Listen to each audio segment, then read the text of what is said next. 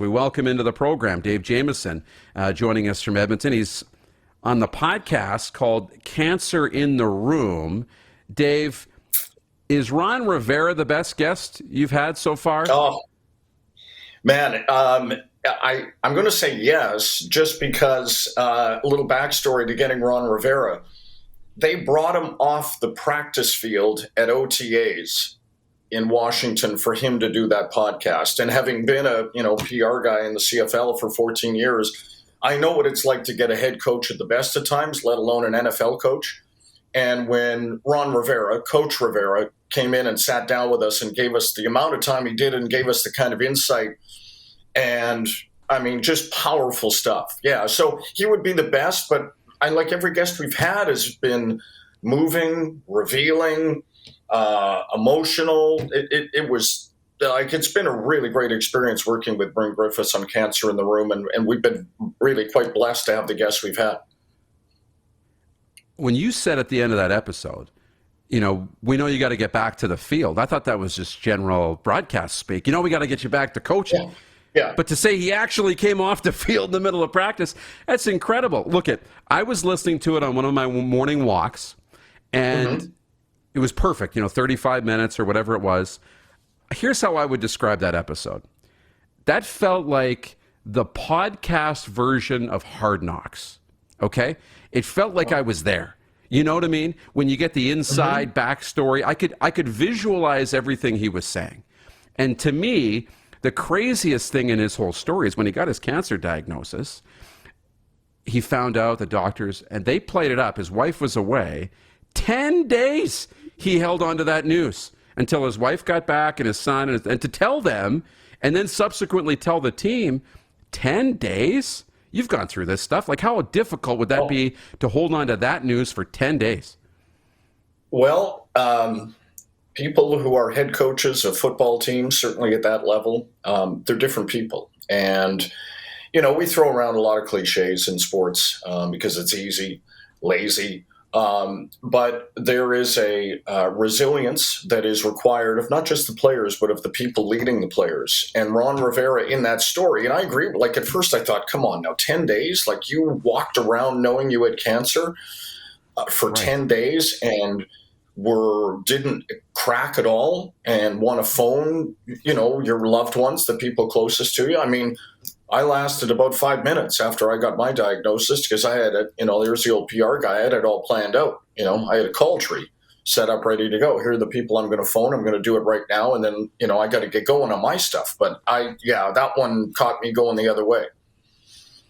Yeah, I thought that was just wild. So great stuff. I don't want to spoil much more of it. The John Madden stuff, really cool, but it feels like you're there. Yeah. Cancer in the Room. I found it on Spotify, so find it where you find your podcast. Now, you're not Dave Jamieson, the media guy, okay? No. You're just Dave, the sports fan. Okay. What are you watching this weekend? You only get one. You can watch the Open. You can watch Canada, Nigeria at the World Cup. You can watch the Jays and Padres, or you can watch the Elks and the Blue Bombers. Are you watching this Edmonton Elks team this weekend if you're just the average Dave? Okay, let me declare myself, Dupes, right out of the gate here for your listeners and viewers who don't know. I was 14 years with the Edmonton Eskimos, and from 98 to, do the math, 14 years. Through some very good times, and, I was there when the club failed to make the playoffs for the first time in 34 years in 2006.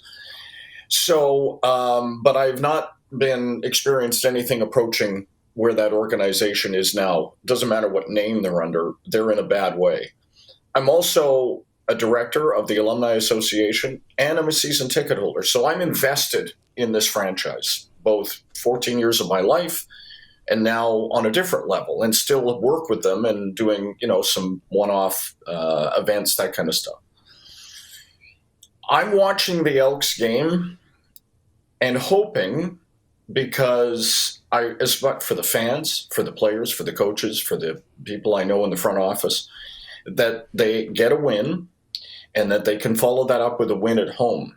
Because, Dupes, this, and I know no one, certainly where you broadcast from, no one in the CFL probably, if you're on another team, feels sorry for this organization, which ran the show for so long and was held up as the gold standard.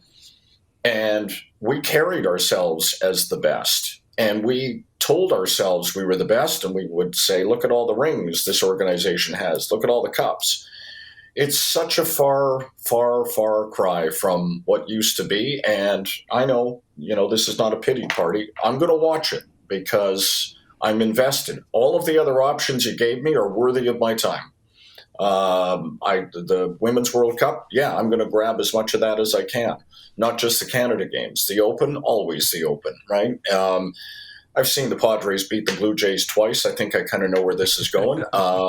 But, I know we're going to talk more about the Elks, but there's a mixture of sadness and anger when I think about that organization, and I wish it weren't the case.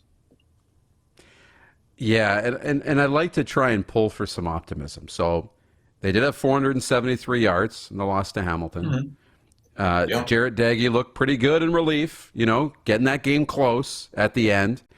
And do you get a glimmer of hope? I know they're going back to Taylor Cornelius. And this might be the last chance we had. We thought last week was the last chance, and that interception, maybe this is the last chance. But do you get a glimmer of hope when you see what Ottawa did with not their starting quarterback against Winnipeg? Does that give you some optimism that, it could happen tonight?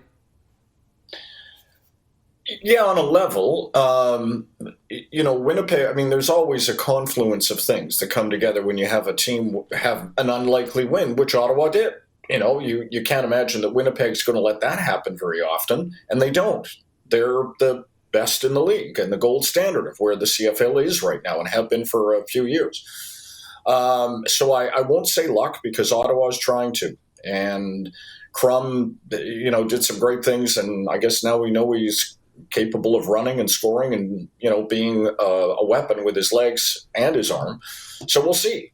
It's hard to be a quarterback in any league, and especially in the Canadian Football League. It demands different things than it does in other down south, and not everybody can do it. And lots of people have tried. And so I'll give them the one game. I'll applaud what Ottawa's done.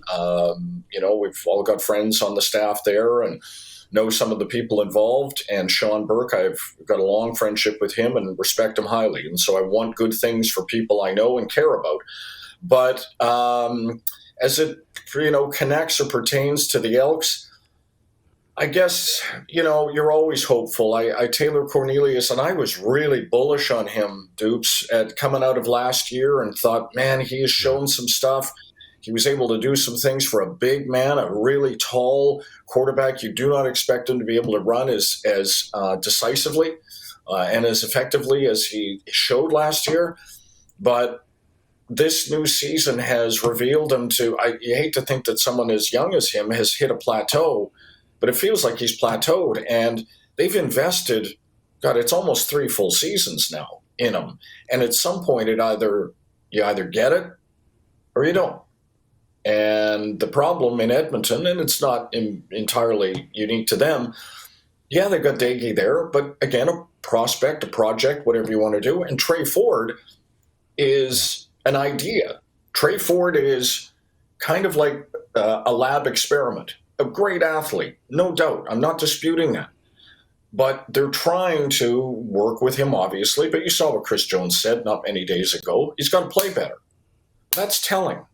He's not talking about him in games. He's talking about him in practices.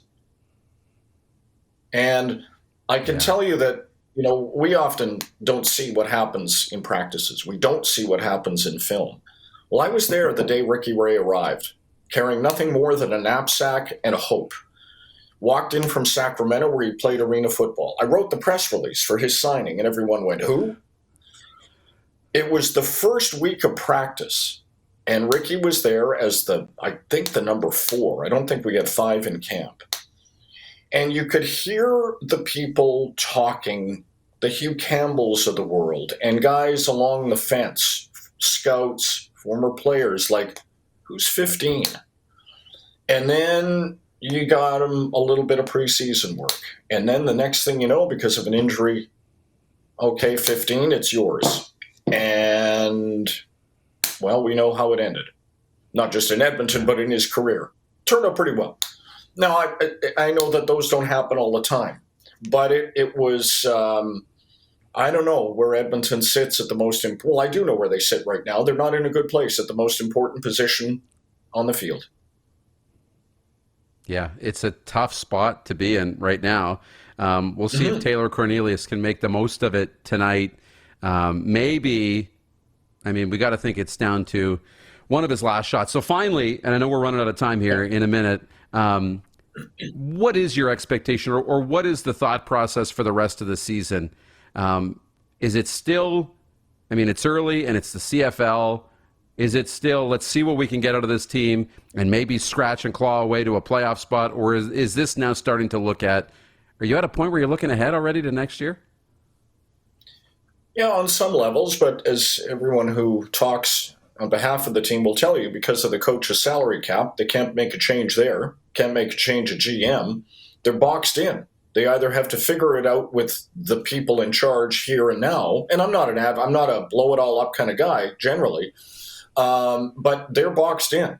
They've got to figure it out from within. And yeah, there's going to be players coming and going, but again, all of this is budgetary, and the Edmonton Elks are in a real financial bind. Somehow Edmonton has become that franchise in the CFL, the one that other people are looking at going, wow, hope they can make it through. I mean, the brand has taken a massive hit, not just with the name change, but with the losing, the streak at home, home losses. And so there is a financial picture to all of this. There always is, but they're more pressing now than I can recall, certainly in my time. And I think you'd have to go back to the early days of the franchise when there was what I call financial peril. I mean, this is football on the field. Yeah, that's got to get better. It's got to get corrected. And then there is the broader issue of the business of the Edmonton Elks. And that's not a good place right now. It's not a good picture.